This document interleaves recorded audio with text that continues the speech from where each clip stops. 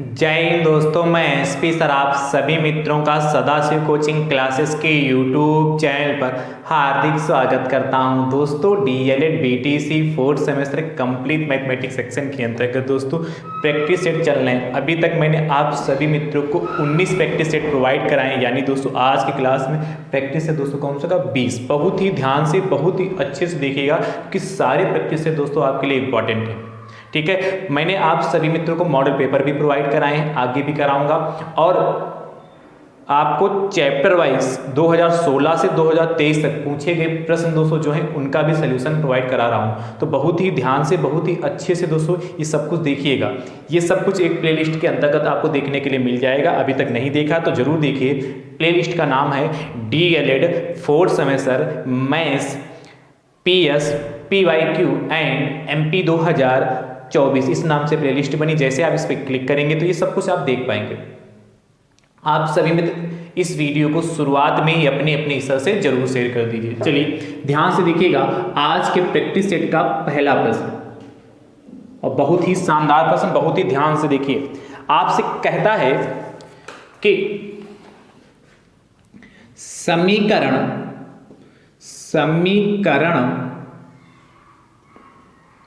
2x² minus 5x plus 3 बराबर 0 को पूर्ण वर्ग बनाकर हल कीजिए। को पूर्ण वर्ग बनाकर हल कीजिए। देखिए ये प्रश्न दोस्तों यदि आपके एग्जाम में आया तो आपको 2 नंबर देके जाएगा, यानी कि लघु उत्तरीय में पूछा जाता है। अब देखिए इसे हमें क्या परफेक्ट स्क्वायर पूर्ण वर्ग बनाकर हमें सॉल्व करना है। कैसे करेंगे ध्यान से देखिएगा, हर स्टेप को दोस्तों बहुत बारीकी से देखिएगा। 2x² माइनस 5x प्लस 3 बराबर 0 देखिए यह equation ax² plus bx plus c बराबर 0 के फॉर्म की है। जब भी आपसे पूर्ण वर्ग बनाने के लिए कहेगा तो हमेशा आपको देखना होगा x² का कोफिशिएंट यानी गुणांक क्या, उसके पड़ोस में चिपका क्या है। आपके पड़ोस में जैसे खाली यही लिखा होता, खाली x² लिखा होता, जैसे लिखा होता x² माइनस x माइनस 6 बराबर 0, और इसको कहता पूर्ण वर्ग बनाकर हल कीजिए। तो देखिए यहाँ x² का यदि मैं गुणांक पूछूं तो आप बताएंगे सर यहाँ पर 1 है। तो यदि एक गुणांक है तो बहुत अच्छी बात है, और यदि एक गुणांक नहीं है तो हम यहाँ पर 1 बनाएंगे। x² का कोफिशिएंट हमेशा यहाँ पर 1 होना चाहिए पहले स्टेप में पूर्ण वर्ग बनाने के लिए।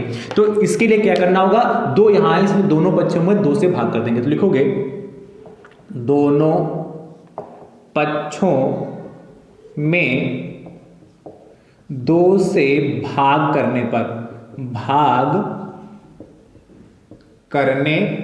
दोनों पक्षों में 2 से भाग करने पर, और यदि है x² का गुणांक 1 है तो कोई बात नहीं।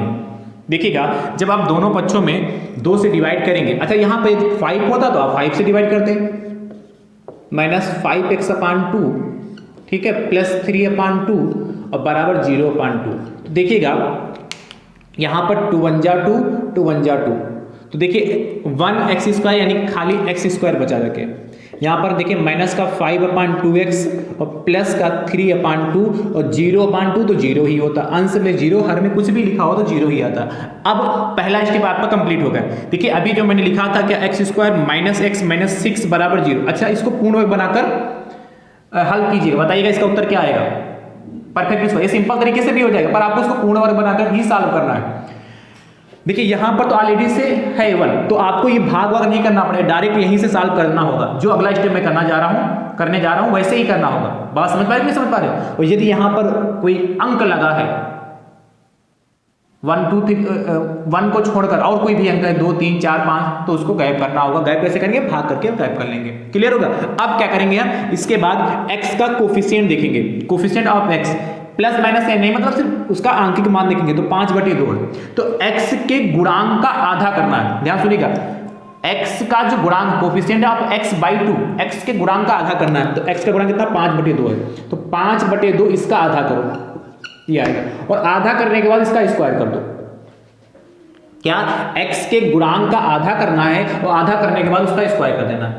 ध्यान सुनिए दोबारा, x का कोफिशिएंट देखना है, उसका आधा मतलब 2 से डिवाइड करना है, उसके बाद उसका वर्ग कर देना है। इसको सॉल्व कर लो। देखिए 5/2 तो ऑलरेडी से था, ये इसके नीचे 1 मान सकते हैं तो 1/2 हो जाएगा का स्क्वायर, यानी कि 5 एकम 5 और 2 गुणे 2 4 का स्क्वायर, यानी कि देखिए 5 का स्क्वायर 25 और 4 का स्क्वायर 16, 25/16। जो ये प्राप्त हुआ है ये इसमें हम क्या कर देंगे, ऐड कर देंगे और यही इसमें हम सब्ट्रैक्ट करेंगे, घटा देंगे। तो देखिएगा एक्स स्क्वायर माइनस का 5/2x और देखिएगा प्लस का 25/16 और माइनस का 25/16 और प्लस का 3/2 बराबर 0। इतना कर लोगे, कोई दिक्कत? क्या किया, 25/16 माइनस 25/16, जो सी वाला है जो कांस्टेंट है उसको मैंने बाद में रख दिया, इससे कोई इफेक्ट तो पड़ेगा नहीं, है कि नहीं। अब देखिएगा ये देखिए एक्स स्क्वायर माइनस 5/2x और इसको देखिएगा ये जो है 25/16, इसको 5/4 का स्क्वायर ले सकते हैं, बाकी जो कुछ बचा इसको बराबर के उधर भेज दीजिए। तो ये कितना हो जाएगा, 25/16 हो गया, माइनस का था बराबर के उधर जाएगा, प्लस का हो जाएगा, ये प्लस का इसलिए बराबर के उधर जाएगा तो माइनस का 3/2 हो गया। अब देखिए ध्यान से देखिएगा ये जो बनेगा x माइनस 5/4 का होल ऑफ स्क्वायर, कहेंगे सर ये कैसे बन गया, इसको ओपन करिए। तो जब a माइनस बी का होल ऑफ स्क्वायर क्या था, a square minus plus B square या -2ab, तो 2 इंटू ए कितना है, x इंटू बी कितना है 5/4 और प्लस बी स्क्वायर तो 5/4 का स्क्वायर। देखिए 2 एकम 2, 2 दूना 4, तो देखिए क्या बचेगा, एक्स स्क्वायर माइनस कितना 5/2x और प्लस 5/4 का स्क्वायर।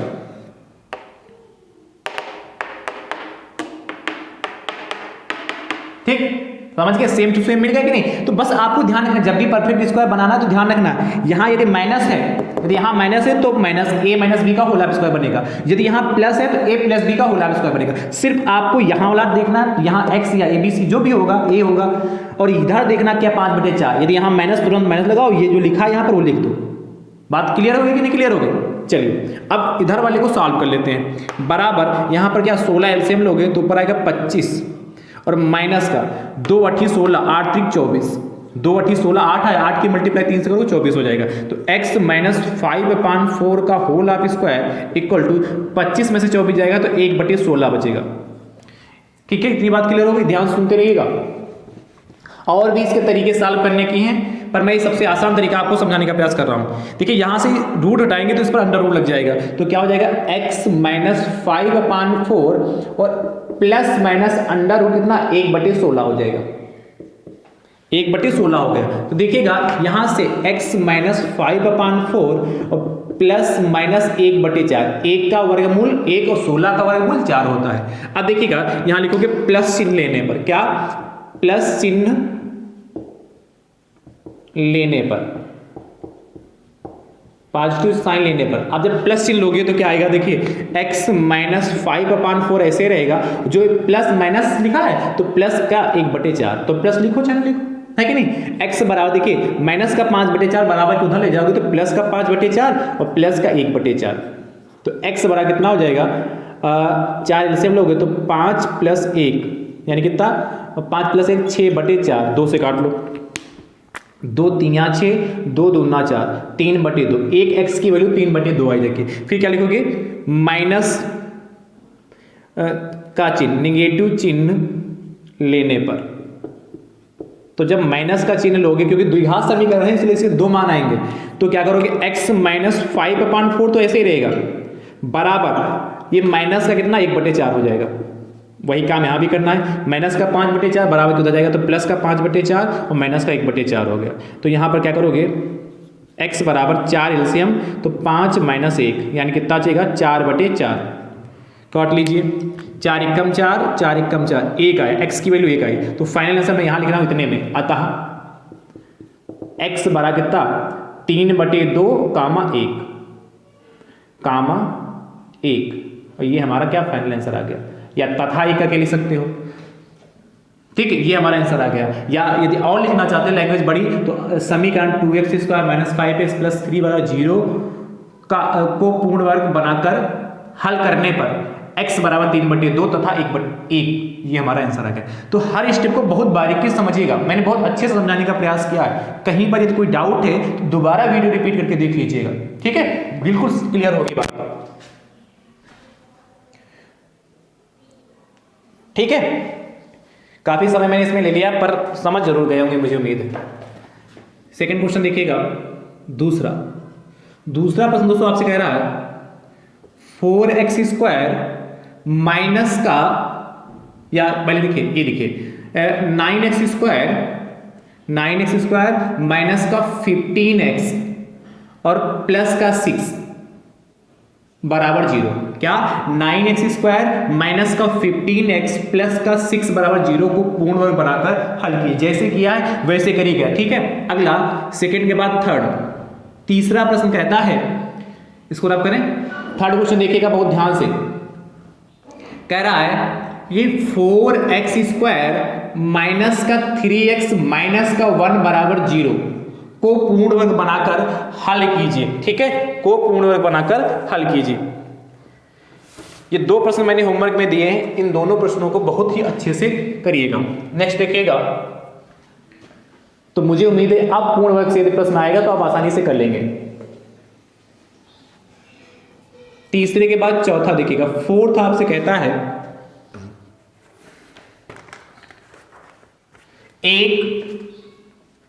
एक साइकिल बहुत ध्यान से देखिएगा, एक साइकिल के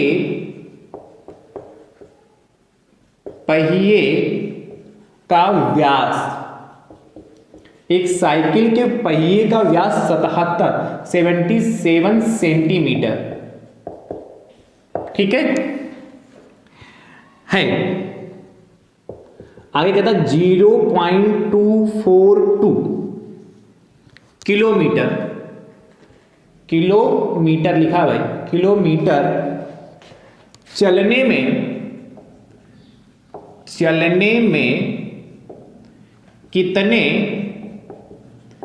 कितने चक्कर लगाएगा। अब ध्यान से देखिएगा, इसको रब करें।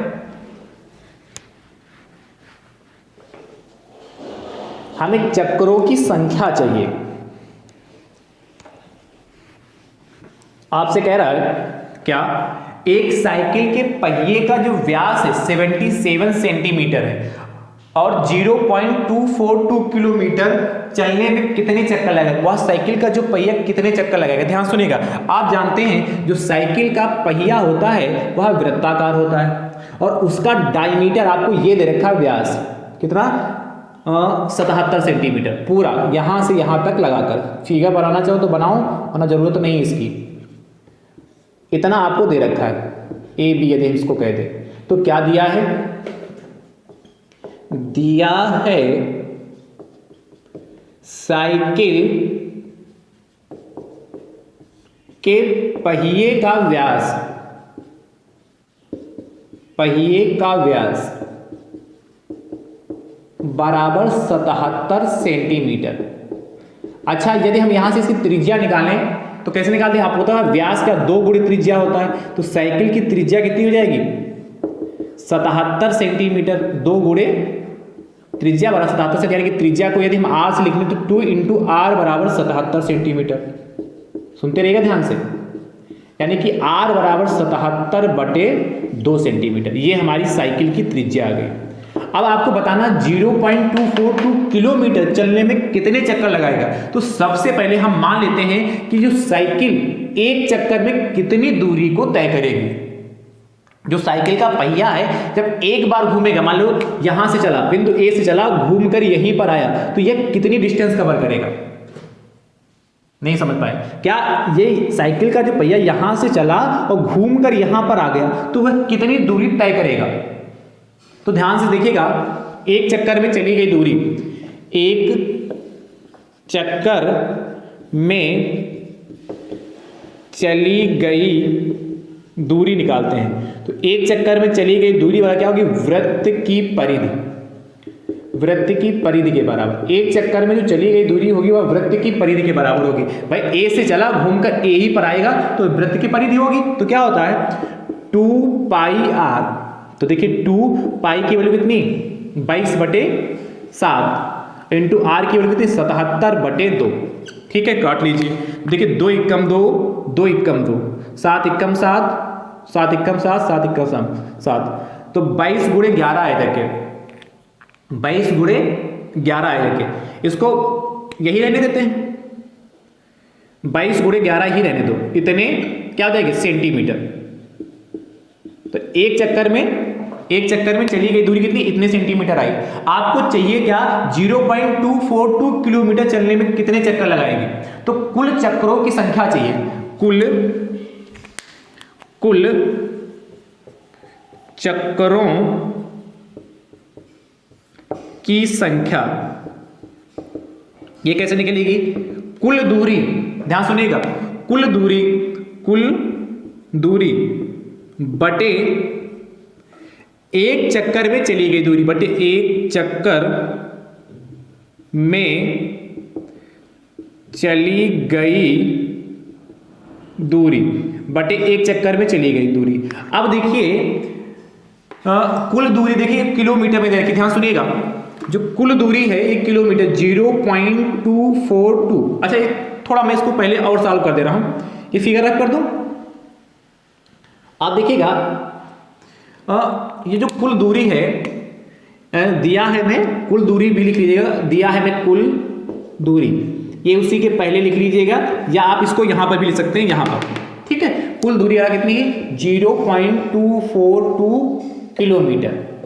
अब ध्यान से सुनिएगा भैया, त्रिज्या आपकी सेंटीमीटर में है और ये दूरी किलोमीटर में, तो इसको भी सेंटीमीटर में कन्वर्ट करेंगे। तो ध्यान से सुनिए क्या करना होगा, 0.242 को 1 किलोमीटर में 1000 मीटर, तो 1000 मीटर से 1000 से मल्टीप्लाई किया तो 0.242 गुणे 1000 मीटर में कन्वर्ट हो गया, और 1 मीटर में 100 सेंटीमीटर, इसलिए इसको 100 से मल्टीप्लाई कर दिया, ये हमारा सेंटीमीटर में कन्वर्ट हो गया। नहीं समझे, देखिए आप जानते 1 किलोमीटर में एक किलोमीटर कितना होता है, 1000 मीटर होता है। तो जैसे ही आपने 0.242 को 1000 से मल्टीप्लाई किया, मीटर में कन्वर्ट होगा। अब मीटर को यदि हमको सेंटीमीटर में कन्वर्ट करना है तो 1 मीटर में 100 सेंटीमीटर होता है, इसलिए 100 से मल्टीप्लाई कर दिया। कोई दिक्कत तो नहीं, चलिए बहुत अच्छी बात। बस इसको सॉल्व कर ले। तो देखिए जब इसकी मल्टीप्लाई करेंगे तो 242 और कितने जीरो 5 जीरो, तो 1 2 3 4 5 जीरो, 5 जीरो, और कितने अंक बाद पॉइंट है 3 अंक बाद, तो ये पॉइंट यहां पर आ जाएगा सेंटीमीटर। ये सबसे ऊपर लिख लेना चाहे यहां पर लिख लेना। तो कुल डिस्टेंस हमारी कितनी आ जाएगी, कुल डिस्टेंस कितनी 24,200 आई जाएगी।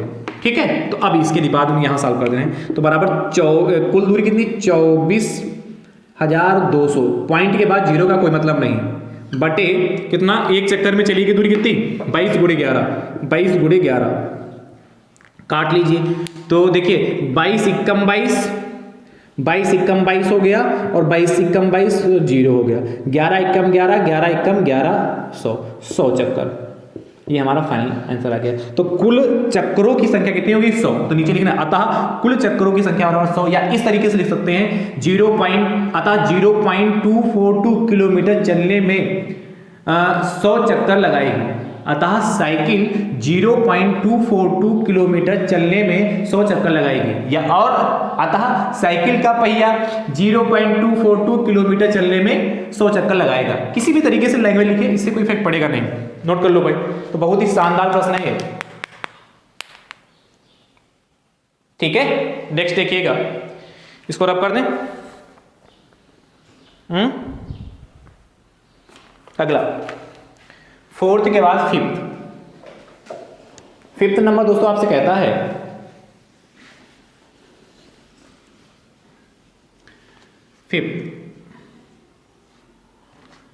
एक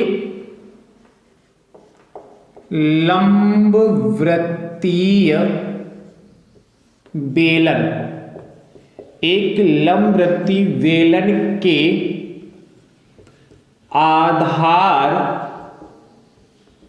का क्षेत्रफल, एक लंबवृत्तीय बेलन के आधार का क्षेत्रफल 100 सेंटीमीटर स्क्वायर, 100 सेंटीमीटर स्क्वायर है।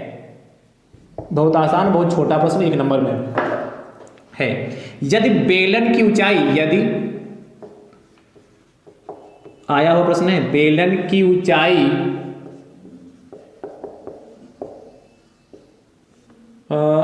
10 सेंटीमीटर, 10 सेंटीमीटर है, तो बेलन का आयतन बताइए। उसको रख कर दें।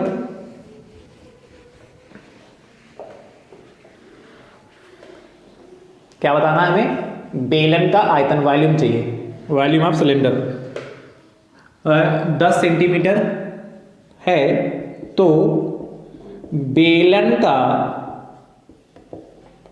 आयतन बताइए। देखिएगा ध्यान से, बहुत अच्छा प्रश्न है, बहुत ही आसान है। आपसे कह रहा है कि एक लंबवर्ती बेलन के आधार का क्षेत्रफल 100 सेंटीमीटर स्क्वायर है, और यदि बेलन की ऊंचाई कितना 10 सेंटीमीटर, तो बेलन का आयतन बताइए। तो दिया है क्या? लंब वृत्तीय बेलन के आधार का क्षेत्रफल बराबर 100 सेंटीमीटर स्क्वायर। और आप भैया जानते हैं कि जब बेलन बनाते हैं, ये बेलन ऐसे ही तो बनता है कि नहीं? तो ये जो बेलन का आधार होता है, ये क्या होता है? वृत्त होता है, वृत्ताकार होता है। तो वृत्त का क्षेत्रफल क्या होता है? पाई आर स्क्वायर, यानी कि लंबवर्ती बेलन के आधार का क्षेत्रफल कितना देगा? पाई आर स्क्वायर। आर क्या त्रिज्या? 100 सेंटीमीटर स्क्वायर आपको दे रखा। ठीक है, अगली चीज कह रहा है बेलन की ऊंचाई। तो क्या दिया है? लंबवर्ती बेलन की ऊंचाई, चाहो तो इसके लिए आगे लिख सकते हो लंबवर्ती बेलन की ऊंचाई h बराबर कितनी? 10 सेंटीमीटर। पूछा क्या? बेलन का आयतन। तो बेलन का आयतन इक्वल टू क्वेश्चन मार्क। देखिएगा, बेलन का आयतन equal to pi R square H, और डायरेक्ट यहां पर पाई आर स्क्वायर की वैल्यू कितनी? 100। तो पाई आर स्क्वायर की जगह डायरेक्ट 100 लिख दिया, और एच की वैल्यू 10। सीधे आ गया आंसर 1000 सेंटीमीटर क्यूब या घन सेंटीमीटर। ये हमारा फाइनल आंसर आ गया। तो लिख सकते हो अतः बेलन का आयतन बराबर 1000 सेंटीमीटर क्यूब। देखिए, एक नंबर समझो फ्री का है, परंतु इसमें आपको बेलन के आयतन का फार्मूला पता होना चाहिए, है कि नहीं? फार्मूला ही नहीं पता होगा तो करेंगे कैसे, है कि नहीं?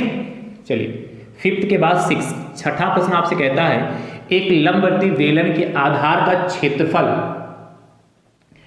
150 सेंटीमीटर स्क्वायर है। यदि बेलन की ऊंचाई 15 सेंटीमीटर है, तो बेलन का आयतन बताइए। जैसे किया वैसे करिएगा, और इसका उत्तर दोस्तों आप कमेंट बॉक्स में जरूर दीजिएगा। नोट करिए, बढ़िया प्रश्न है भाई, नोट करते रहिए। अगला दोस्तों आपसे कहता है एक और शानदार प्रश्न।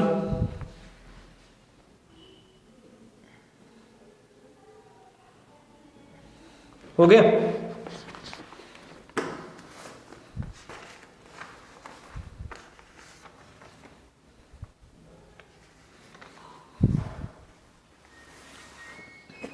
चलिए, अच्छा, अब ऑब्जेक्टिव प्रश्न करा देते हैं। छठे के बाद 7वां देखिएगा, 7th।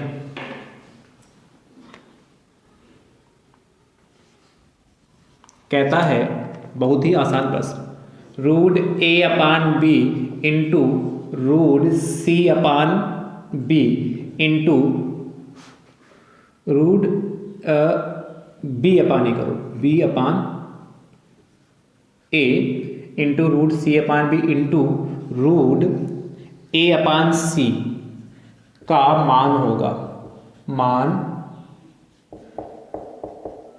होगा। 4 ऑप्शन दिए हुए हैं।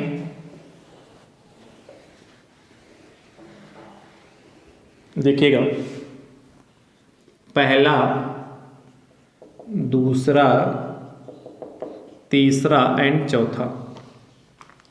पहला ऑप्शन है ABC, under root ABC, under root नहीं, चौथा ऑप्शन 1 और अंतिम ऑप्शन 1/ABC। देखिए कैसे करेंगे, बहुत ही आसान है। आप जानते हैं जैसे लिखा हो root A into root B into root C, इस तरीके से लिखा हो, तीनों को हम एक में भी ले सकते A into B into C, इससे तो परिचित है, ये तो जानते कि नहीं। इसलिए ये तीनों अलग अलग, परंतु क्या होना चाहिए, मल्टीप्लाई में होना चाहिए, तो गुणे में तो है, तो तीनों अलग अलग हैं, इसलिए तीनों को एक साथ लिखिएगा इसके आधार पर। तो क्या हो जाएगा, या इसको नोट कर लीजिएगा, ये अतलग में आएगा तो पूरा नोट करिएगा। तो एक साथ जब इसको लिखोगे तो रूट क्या हो जाएगा, B/A into C/B into A/C। देखिए सारे एक दूसरे से कट जाएंगे, तो क्या बचेगा, B से B कैंसिल हो गया एक बार में, A से A कैंसिल होगा एक बार में, C से C कैंसिल होगा एक बार में, तो बचेगा क्या, अंडर रूट 1/1 यानी कि 1 का मतलब 1। ऑप्शन नंबर आपका पहला सही हो जाएगा। नेक्स्ट देखिएगा, 7th के बाद 8th आपसे कह रहा है ध्यान से कि A/B into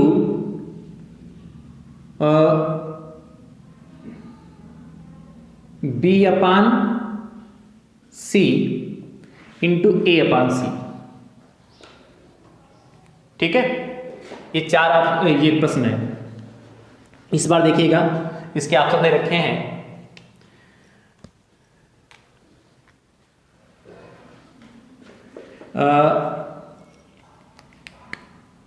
A square upon B square, A square upon C square, A/B और A/C, ये तीन ऑप्शन आपको दे रखे हैं, ठीक है। इसमें से जो सही आपको लगे उसको टिक करिएगा और इसका उत्तर दोस्तों कमेंट बॉक्स में जरूर दीजिएगा। अगला देखिएगा, अगला प्रश्न आपसे कहता है क्या, ध्यान से नोट हो गया कि नहीं नोट हो गया,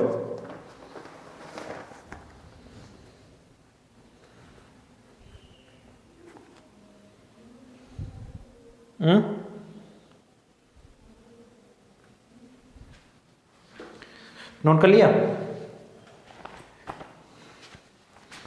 देखिएगा भाई,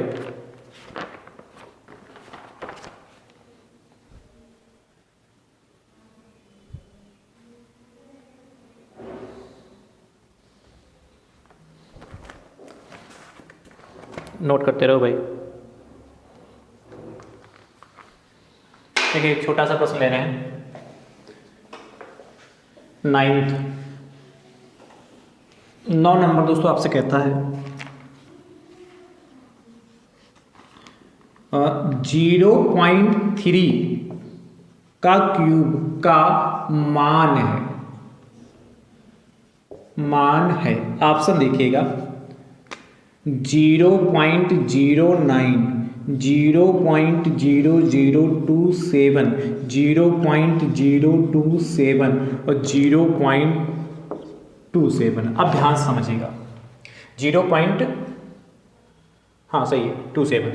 अब आपको पता है 0.3 का क्यूब, यहाँ से आपसे जाना जाता है कि दशमलव के बारे में आप जानते हैं कि नहीं। तो 0.3 का क्यूब मतलब 0.3 इंटू 0.3 इंटू 0.3।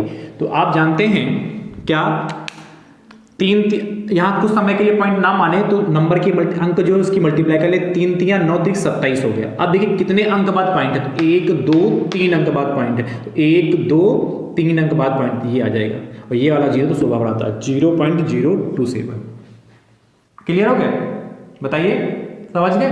चलिए नेक्स्ट 10 कह रहा है 0.01